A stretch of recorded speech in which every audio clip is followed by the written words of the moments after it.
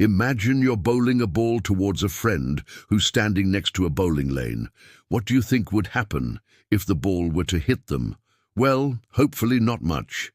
They might feel a bit of a bump, but unless they're standing right next to the lane, the ball probably won't even slow down that much. Now imagine what would happen if the friend was standing right next to the lane.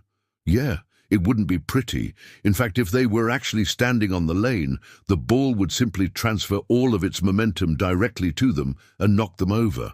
But why doesn't this happen in real life? Well, we can thank Isaac Newton for that. Newton developed his theory of universal gravitation in the 1680s, which basically said that the force of gravity between two objects depends on their masses and the distance between them.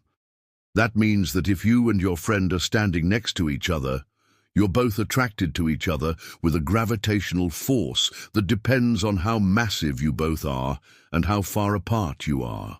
But there is an important caveat to this story, because while Newton thought he had figured out gravity, he was actually wrong about a few things. He didn't know, for example, that the force of gravity could change over time, or that it could depend on the relative motion of the objects involved. This became apparent after Albert Einstein developed his own theory of general relativity in the early 20th century, which refined Newton's ideas about gravity. So here's how Newton got it wrong, starting with the bowling ball and friend scenario.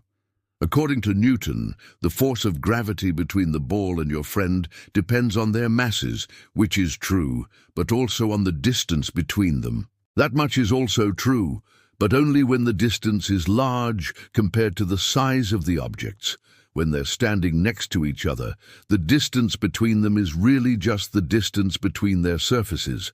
But Newton assumed that the two objects were point masses, meaning that they had no size at all. That assumption makes sense when the objects are far apart, because then their size doesn't really matter.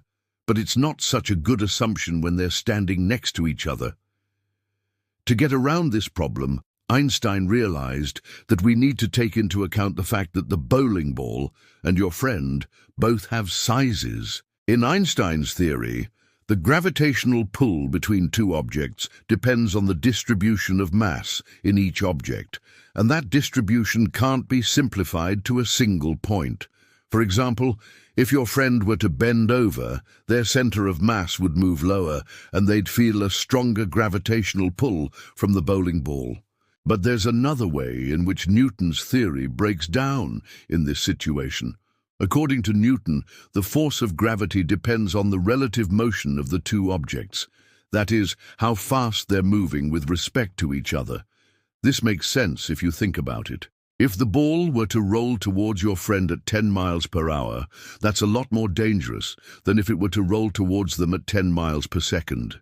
However, in the case where the objects are very close together, like two planets orbiting each other, this can cause a problem. That's because if you use Newton's equations to calculate the gravitational force between two objects, you get different answers depending on which frame of reference you use. For example,